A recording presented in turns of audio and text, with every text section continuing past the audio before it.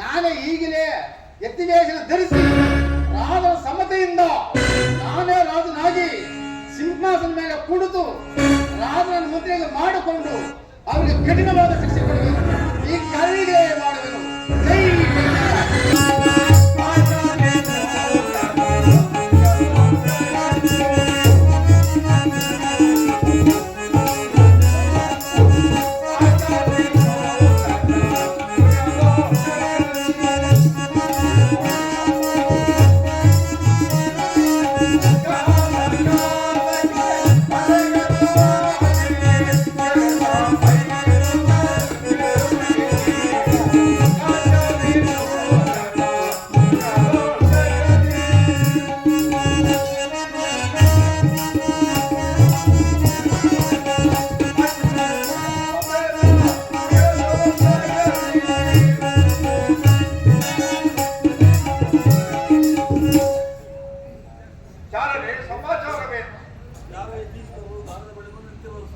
ಅವರನ್ನು ಸಕಲ ಮರ್ಯಾದೆಗಳಿಂದ ಕರೆದುಕೊಂಡು ಬನ್ನಿ.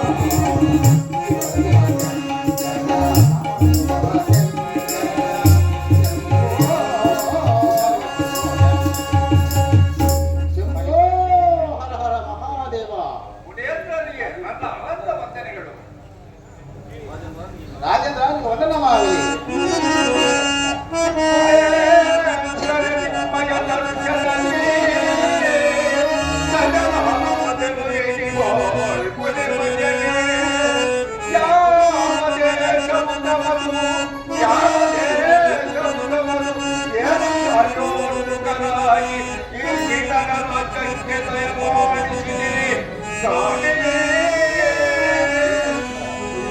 ಸ್ವಾಮಿ. ತಾವು ಯಾರು? ತಮ್ಮೊಂದಿಗೆ ಬಂದ ಕಾರ್ಯವೇನು? ಕೃಪೆ ಮಾಡಿ ತಿಳಿಸುವೆನ? ಹಿರಿಯೋ ಎನ್ನ ಮನೆಗೆ, ಹಿರಿಯೋ ಎನ್ನ ಮನೆಗೆ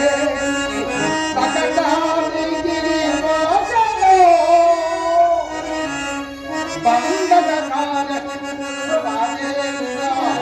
ತಡಮಾಡದ ನೀತಿಯೋ, ತಡಮಾಡದ ನೀತಿಯೋ, ಒಂದು ದಿನ ರಾಜ್ಯ ಅಧಿಕಾರ ಕೊಡಬೇಕು ರಾಜೇಂದ್ರ.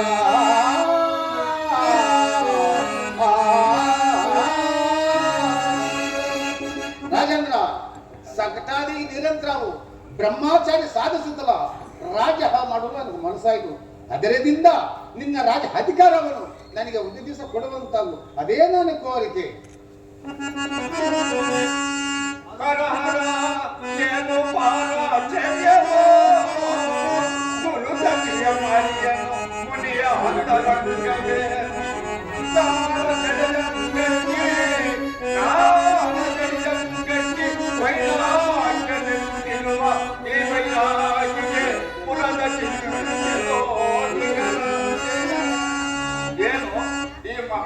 ನಿಶ್ಚಲವಾದ ಪ್ರದೇಶದಲ್ಲಿ ಕುಳಿತು ತಪಸ್ಸು ಮಾಡುವುದನ್ನು ಬಿಟ್ಟು ಕೇವಲ ಲೌಕಿಕರಂತೆ ರಾಜಾಧಿಕಾರವನ್ನು ಮಾಡಲು ಬಂದಿರುವರಲ್ಲ. ಇರಲಿ, ಇವರ ಇಷ್ಟದಂತೆ ಇವರಿಗೆ ನನ್ನ ರಾಜ್ಯವನ್ನು 3 ದಿವಸ ಬಿಟ್ಟು ಕೊಡಬೇಕು.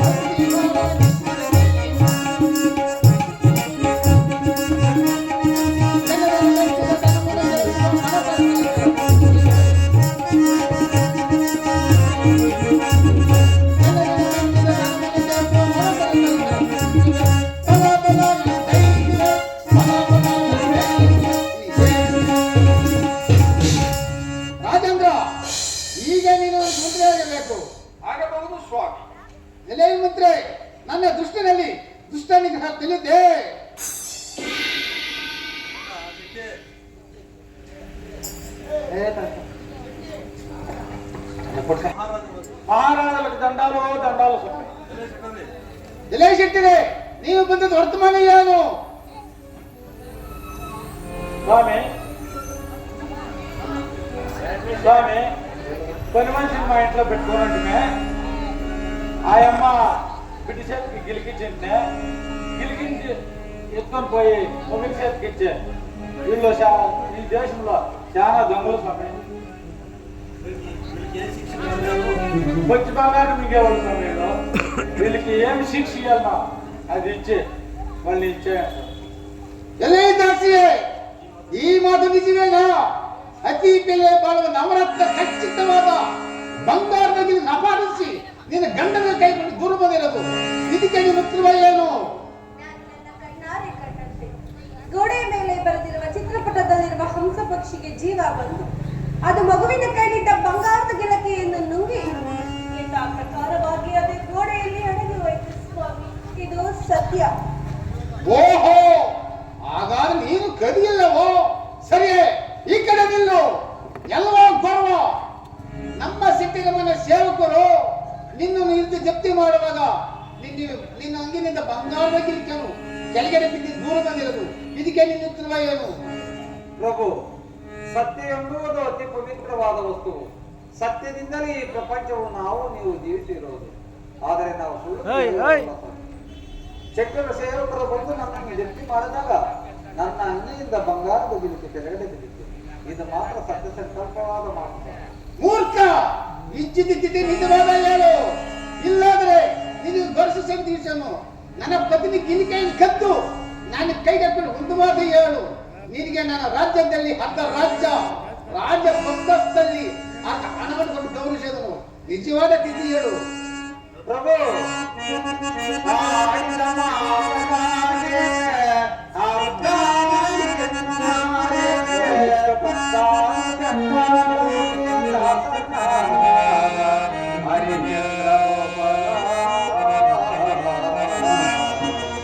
ಆಡಿದ ಮಗನಾಗೆ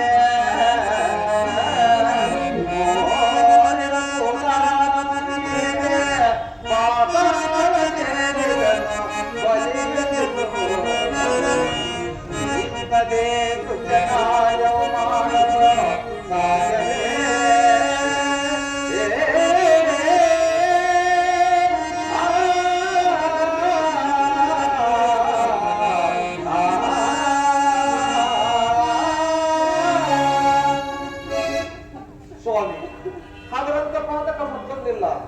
ಕಷ್ಟಕ್ಕೆ ಎದುರಿ ಸುಳ್ಳು ಹೇಳಿ ಜೀವಿಸುವುದಕ್ಕಿಂತ ಸತ್ಯವನ್ನಾಡೊಂದು ಒದ್ದುಂಡೇ ರೇಸು. ಆದರೆ ನಾವು ಸುಳ್ಳು ಹೇಳುವರಲ್ಲ ಸ್ವಾಮಿ. ಬಂದಿದ್ದನ್ನು ಅನುಭವಿಸಲು ಸಿದ್ಧವಾಗಿದ್ದೇವೆ. ಓಹೋ, ಆಗ ನೀನು ಕಡಿಯಿಲ್ಲವೋ? ಹೇ ಹುಡುಗನೇ, ಇಲ್ಲಿ ಬಾ ಬಾ ಬಾ. ನಿನ್ನ ಈ ಸಿಂಹಾಸನ ಮೇಲೆ ಗುಡಿಸಿ ನಿನಗೆ ರಾಜ್ಯ ಪಟ್ಟಾಭಿಷೇಕ ಮಾಡಿಸಿ ನಿನಗೆ ನನ್ನ ರಾಜ್ಯದಲ್ಲಿ ಅರ್ಧ ರಾಜ್ಯ ಪ್ರೊಕ್ಕಸ್ತಲ್ಲಿ ಅರ್ಧ ಹಣವನ್ನು ಕೊಟ್ಟು ಗೌರವಿಸಿದನು.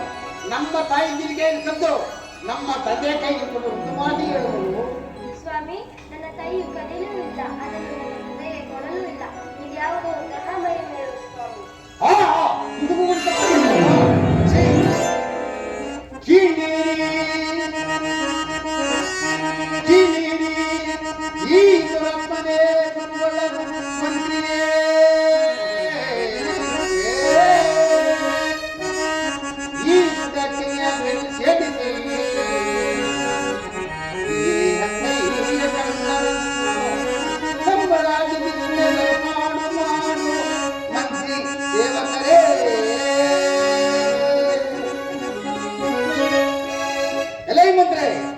ಈ ಮೂರ್ಖ ಕಣ್ಣುಗಳು ಕಿತ್ತು ಈ ಸುಧಾಕಿ ನಾಯಕಿ ಕದಲಿಸಿ ಈ ಹಂಗೆಯ ಕಳ್ಳರನ್ನು ನಮ್ಮ ರಾಜ್ಯದಿಂದ ಗಡಪಾಡು ಮಾಡುವ. ರಾಜೇಂದ್ರ, ನನ್ನ ಆಸೆ ಈಡೇರಿತು. ಇನ್ನ ನಿನ್ನ ರಾಜ್ಯಪಾಲವು ನೀನೇ ಮಾಡು, ನಾನಿನ್ನ ಹೊರಡುವೇನು. ಬಿಡಿ.